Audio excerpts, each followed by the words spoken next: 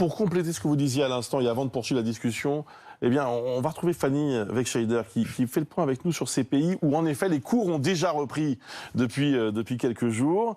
Et la rentrée, Fanny, a-t-elle été responsable d'une reprise des contaminations ? C'est ce qu'on va regarder notamment aux États-Unis, en Allemagne ou encore en Écosse, là où les rentrées ont déjà en effet commencé pour certains États parfois.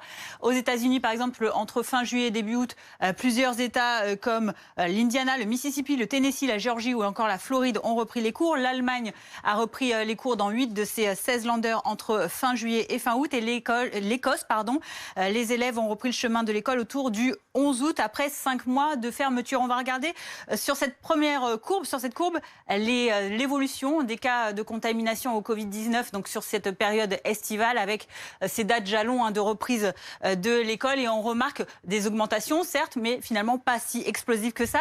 Dans le détail, on regarde comment ça se passe aux États-Unis. Le taux d'incidence actuel est dans les États-Unis d'environ 340 cas positifs pour 100 000 habitants. Et on va prendre le cas particulier de la Floride. La Floride où on le disait tout à l'heure, la reprise des cours a eu lieu déjà il y a un moment. Les 5-14 ans représentaient un quart, 20% à peu près des contaminations la semaine dernière. Et également, on remarque que la courbe, en revanche, tous âges, elle semble plutôt se stabiliser depuis la mi-août sur un plateau haut tout de même. Donc, on n'a pas forcément d'éléments pour faire une corrélation entre le retour à l'école et la hausse des contaminations. Exemple, en Allemagne également, où le taux d'incidence actuellement est assez bas, 79 cas pour 100 000 habitants. Il a augmenté tout de même de près de 30% en une semaine. Mais la rentrée a eu différentes saveurs, on va dire. Regardez, en Rhénanie du Nord-Westphalie, depuis le 17 août, où les enfants sont retournés à l'école, il y a eu un pic de contamination.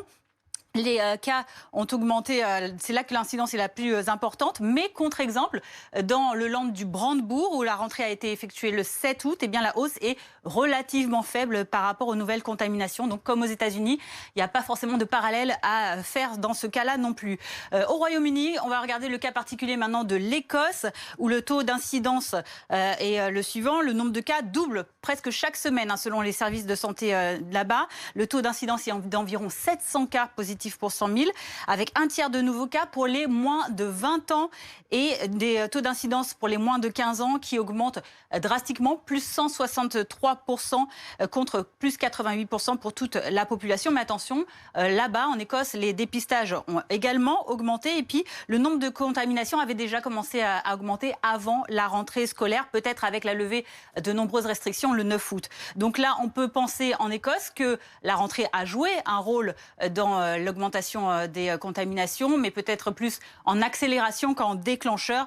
Et enfin, on va voir que tout dépend aussi des protocoles sanitaires forcément qui sont mis en place dans les écoles. En Écosse, par exemple, le masque et la distanciation sont facultatifs. En Allemagne, obligation du port du masque, autotest toutes les 3 semaines, aération des classes, isolement de 15 jours s'il y a un cas.